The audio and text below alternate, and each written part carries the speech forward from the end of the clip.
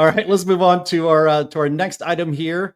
And again, I've said this before in the past. We might have to have a new video drop for this, the Climate Grift update, because again, we could do a whole show just on this, the developments from this week, because the evidence of this absolute theft is overwhelming and just keeps coming and coming. So anyway, I think there needs to be a criminal investigation of this stuff. Maybe there will be. I hope so. We'll see. But we just time to highlight a couple items for now.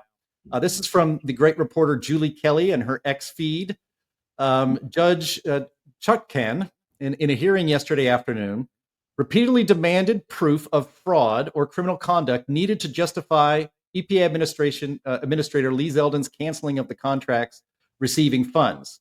One, Jahi Wise, a former director of the Greenhouse Gas Reduction Fund, the Biden policy that created the bounty, personally oversaw a $5 billion grant to his previous employer, the Coalition for Green Capital, and he did not recuse himself. Second item, a $2 billion grant to Power Forward Communities, a new nonprofit formed in 2023 with ties to Stacey Abrams. We covered that specifically as our main topic just a couple of weeks ago. Third, a group called, quote, Young, Gifted, and Green was awarded $20 million while its CEO served on the White House Environmental Justice Advisory Council. This is just the tip of the iceberg, says Julie Kelly, and she is certainly correct. And then we have this chart that she shared in a separate thread on X. This is really remarkable, guys. So this is the chart. This is the $7 billion budget submitted by Climate United, which was formed in 2023 with a former Obama White House official at its head, and it had just $100,000 in the bank. The very next months later, it's awarded $7 billion to dole out with zero oversight or proof of work or justification for results. If you can read this on the screen, you can see here, it's in the budget. It says it will spend nearly $85 million on personnel, another $38 million on fringe benefits and travel, equipment, $0, construction, $0, and then $6 billion on quote unquote other.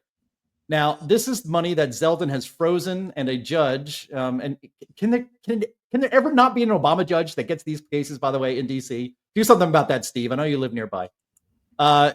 So the judge is asking EPA to justify its attempts to stop this raiding of the Treasury for what is obviously a bunch of politically connected Obama and Biden hands. So, Matt and Steve, I know you've been following this. Matt, you've posted about this on X.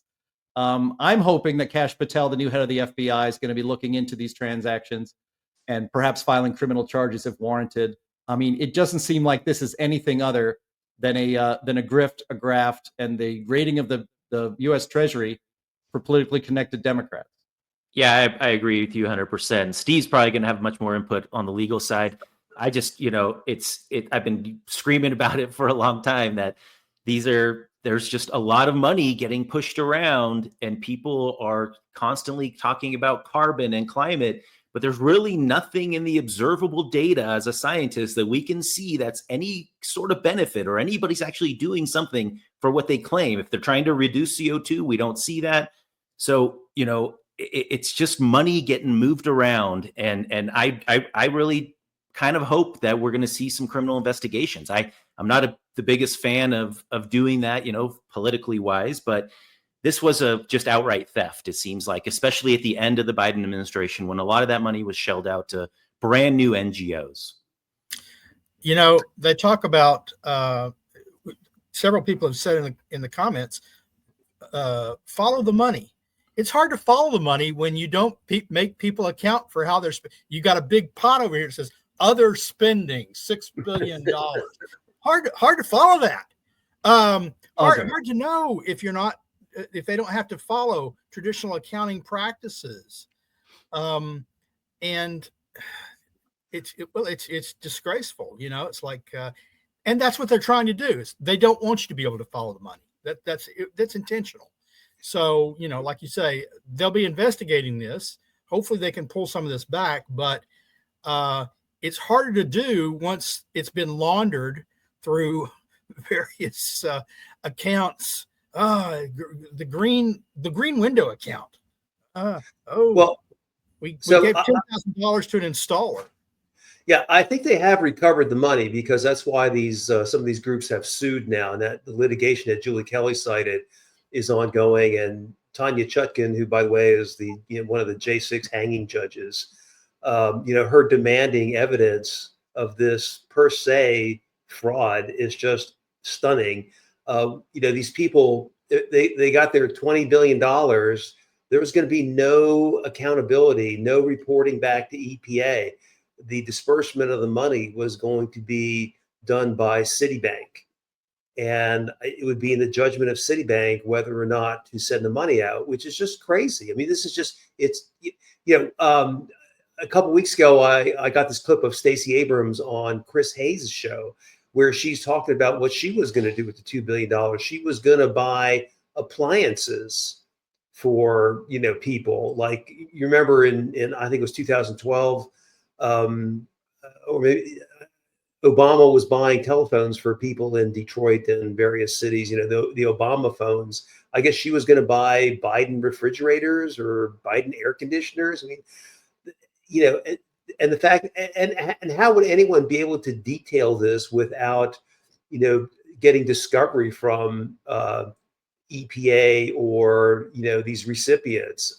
There's an ongoing FBI investigation. I hope they're looking at the Biden EPA staff as well as the recipients, because these recipients know they were stealing the money. But Steve, you say they've captured the 20 billion already, but you and I both know 20 billion is a drop in the bucket, right? It's beneath the margin of error at the bank for the IRA spending. Right. No, absolutely. And last year, Democrats spent $64 billion of that money in red state, in battleground states, trying to get Kamala Harris elected. A lot of that money now has also purchased red state politicians. So, President Trump wants to roll back the Green New Scam spending, and Congress could do that because, the IRA was enacted through budget reconciliation, bypassing the filibuster. Republicans could do that now because they control both houses. Except last week, 21 Republican congressmen wrote Speaker Johnson's saying that they weren't going to vote for a repeal of the Green New Scam spending because it's gone to their constituents. 21 who, by the way, voted against the bill when it originally came up. They said this is a bad bill. Yeah.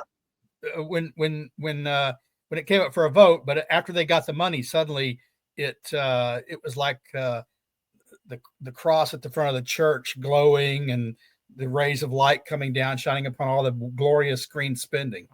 No, and it's really worse than that, Sterling, because I got into it a little bit this week with Don Bacon, who is a congressman from Nebraska, and he was defending the Green New Scam spending by saying, even the oil industry supports biofuels. I'm like, what is he talking about? First off, farmers have been subsidized for the ethanol scam for decades now. A Green New Scam, I mean, maybe there's more money in it, but they weren't happy with that. They want extra. They want to steal extra from taxpayers. And the oil industry hates ethanol.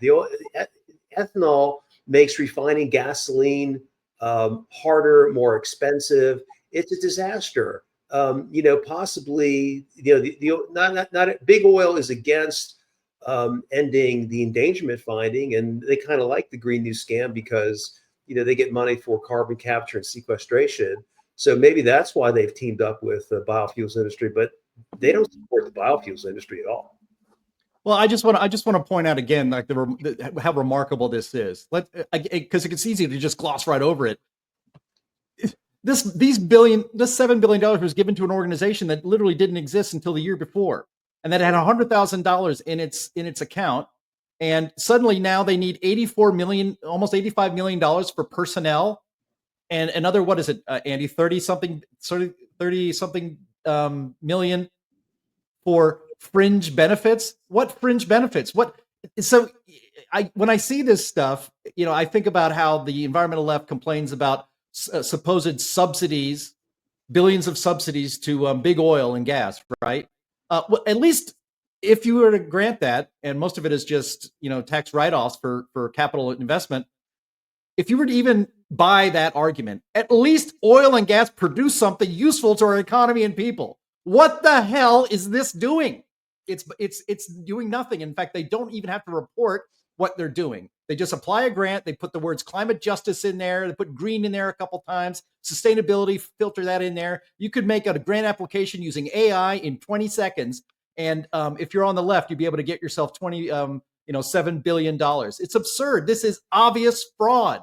And again, like you said, Steve, for the judge to say, well, prove it. Prove it? To be fair, Jim, I'm certain that they've hired at least 10 further people. So they got to pay them something. It seems to me like what, $8 million a piece plus the fringe benefits would be almost sufficient to compensate them for the sacrifice they're making, serving the public to save us from climate change. I'm in the wrong business. Yeah, you are in the wrong business, Matt. You're on the wrong side. All the money's in the climate scan. Hopefully, a lot of these Look what people you've are gonna done. I hope a lot of these people, the only money they're going to be concerned about is what's in their account for the commissary in federal prison. That's where it really needs to happen here. Yeah, as John says, we're just mad because we didn't get swimming pools from the IRA. Yeah. All right. I'm going to get angry if we stay on this. So that's why we can't do a whole show. You're going to get angry? You're going to get angry? Yeah, I'm going to get angry. That's right. Yeah. All right. All right. Let's move on to our main topic, which was very big news. And again, Steve was joking. Steve, I'm sure he'll get back to it, but he used to do a daily video kind of talking about the climate and energy news, and debunking some nonsense. Things are happening so fast that Steve can't keep up, so he's taking a little break. Maybe he'll be back. And this announcement by Lee Zeldin this week is one of those examples. Lee Zeldin announced this week 31 deregulation actions that I think, at least, utterly destroys the left's climate and energy agenda that's been put in place piece by piece by sue and settle and other radical policies at the EPA going back to at least 2009. And we have a link here, and I'll leave it in the show notes as well, so we can pick out our favorite of the 31 deregulation actions. Let me just go over a few of them, and I'll throw it to you, Steve, since you were once on the transition team for Trump's EPA. So Obama's Clean Action Plan, that's apparently going to be done. Regulation on coal and natural gas plants, regulations on oil and gas industry, the mercury rule, mandatory greenhouse gas reporting. I guess we could forget about all that stuff. Cafe standards out. What is how do you say it in Spanish? Abuela, like our friend in That's the Argentina. grandmother. Yeah. That's grandmother. Basura, trash. Okay. I should try to freelance a language I can't speak. Yeah. I'll try not to freelance a language I don't speak. Cafe standards out. Social cost of carbon redone. The Department of Environmental Justice, you can forget about that. The PM 2.5 rule, which is, I know, a big issue for you, Steve. That's going to be looked at again. Of course, we talked about this on a couple of shows, the endangerment finding for CO2 emissions. Those are on the chopping blocks. And then, maybe we'll actually get some scientists interested in actual science on the EPA Science Advisory Board instead of radical ideologues. And we have one right here on our show, Dr. Matt Wielicki. Maybe he can be on the Science Advisory Board. So, Steve, you cover this and you do this a lot. So what are your initial reactions when you saw what Lee Zeldin really wants to do at EPA? Yeah. Well, so this is awesome. I mean, basically is going to roll back everything that Biden EPA did, and even stuff that the Obama EPA did. And, that's a good start in getting where we need to be. My favorite of all this, obviously, is going to be the rollback of the endangerment finding. Hopefully that'll get underway in the next couple months. The endangerment finding, for people who don't know, it's the linchpin of federal involvement in the climate hoax. It's the scientific, factual rationale for doing anything like the Green New Scam spending. I've been trying to tell the Trump administration, if you get rid of the endangerment finding, then you can unilaterally stop the Green New Scam spending because there's no more factual or scientific basis for it, and it's just waste, fraud, and abuse. They're also going to roll back a lot of the hopefully all the Biden overregulation on air quality, which would include particulate matter, some ozone regulations, and also the mercury air toxic standard, which is total nonsense. That's going to be important for the coal industry. Part of the MAGA energy plan, I think, is to reinvigorate the coal industry to produce electricity, and then we can take all the natural gas we make and export it to Europe and Asia, where they'll pay 6 times more for it. So it's an ambitious agenda. It's going to take a lot of work. Even if they only got 10% of it done, it would be a miracle, because EPA has never really been reined in. So I'm looking forward to it. It's going to be a lot of work for all of us. Matt, you're a climate scientist. You're a person who follows data and the science and where it leads. What do you think of Lee Zeldin's moves to, I would think, apply actual science and data and skepticism to rulemaking?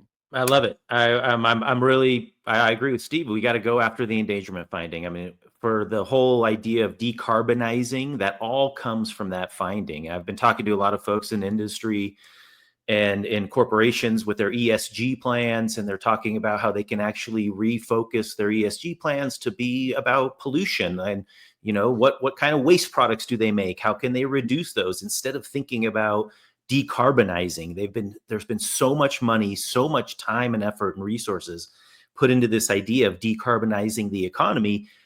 We're carbon life forms. We exhale 40,000 ppm of CO2. It's going to be really difficult to decarbonize us. And so the idea that there's been so much of this resources put into this, because essentially it all comes back to the endangerment finding. And I think if you get rid of that, you can have companies focusing on their waste streams, on their incoming inputs. We would do so much better for the environment, for health work, for their workers' health.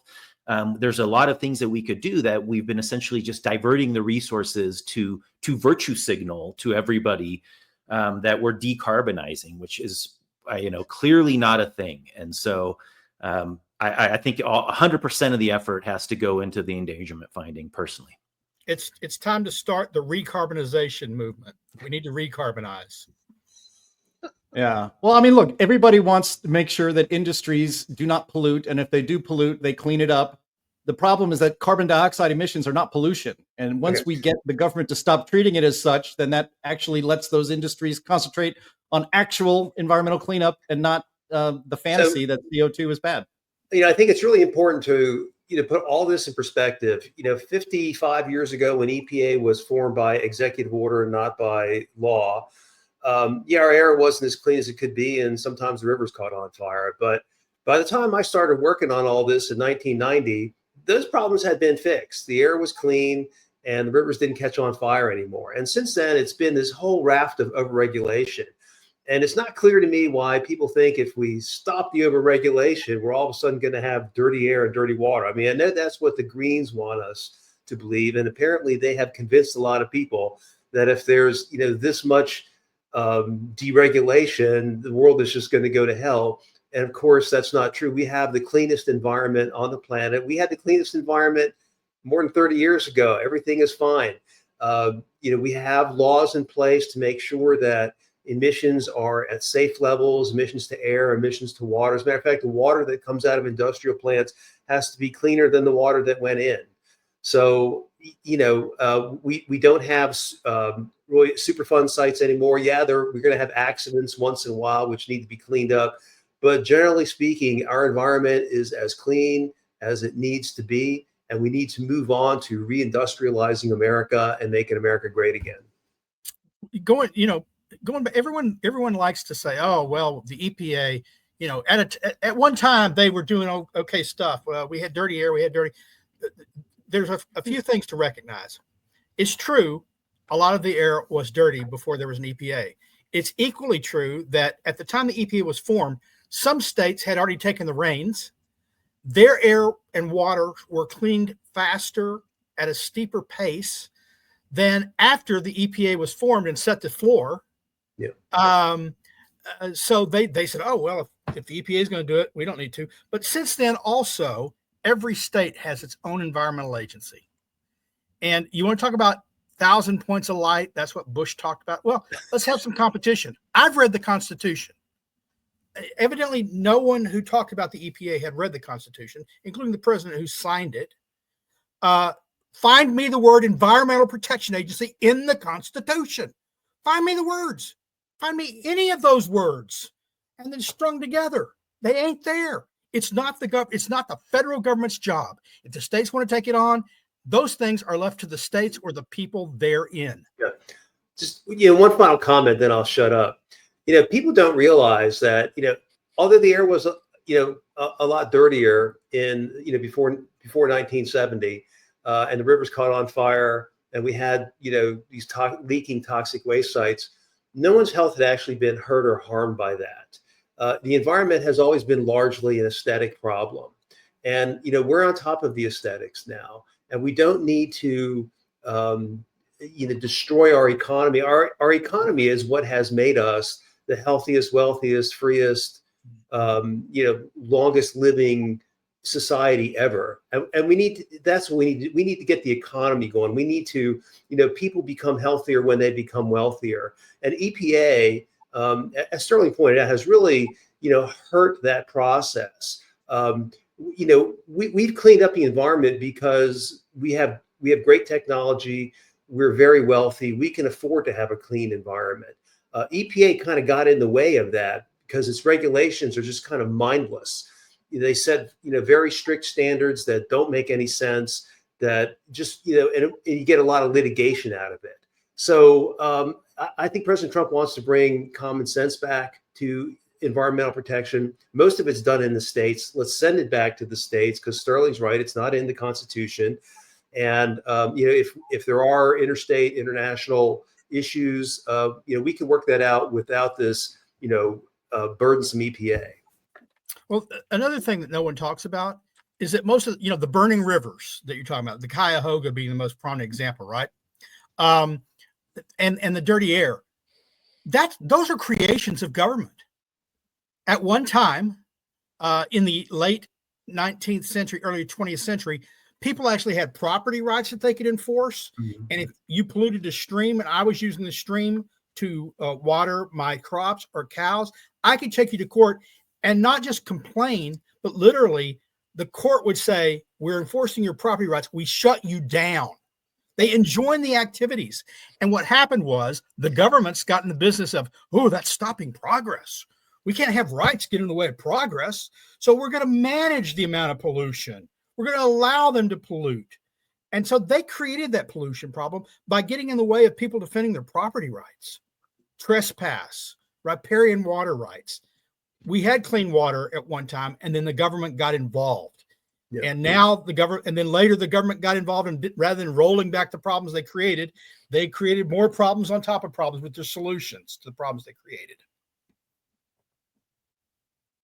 Yeah. And now we're $36 trillion in debt.